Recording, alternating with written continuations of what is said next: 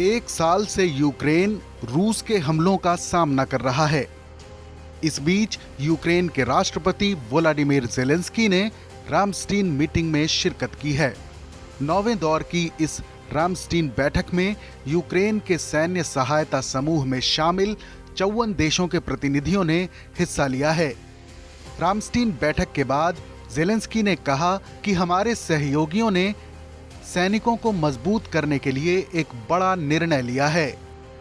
उन्होंने बताया कि वायु रक्षा यानी एयर डिफेंस को और ज्यादा मजबूत करने और ज्यादा टैंक तैनात करने, ज्यादा संख्या में तोपखाने और गोला बारूद मुहैया कराने के साथ ही सेना की और ज्यादा ट्रेनिंग की पुष्टि की गई है।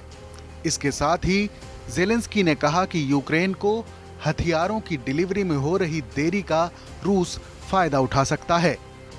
ज़ेलेंस्की ने कहा, जैसा कि आज लग रहा था, यूक्रेन इस युद्ध में सफल होना चाहिए और कामयाबी हमें जरूर मिलेगी।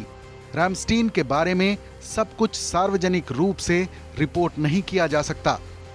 समझौतों और चर्चाओं का एक अहम हिस्सा बंद दरवाजों के पीछे छोड़ देना चाहिए।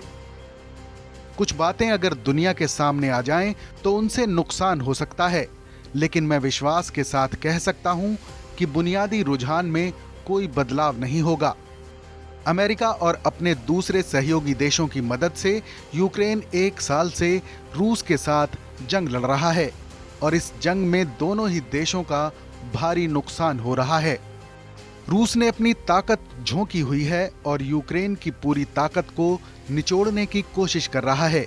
ज़ेलेंस्की ने पुतिन की तरफ इशारा करते हुए कहा कि वो जल्दी में हैं, क्योंकि वो जानते हैं कि दुनिया अब भी मजबूत है, लेकिन उन्हें अपनी ताकत जुटाने के लिए समय चाहिए। इस बैठक में ज़ेलेंस्की ने सेना के कामों की रफ्तार बढ़ाने पर जोर देते हुए कहा कि स्पीड बहुत जरूरी है। हर चीज में स्पीड, फैसला लेने में, फैसलों को लागू करने में, पढ़ाई में, क्योंकि स्पीड ही लोगों की जान बचाती है।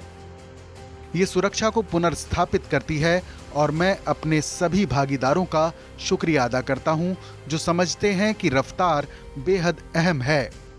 ज़ेलेंस्की ने आखिर में अपने सहयोगी अमेरिका का भी आभार व्यक्त किया। टीवी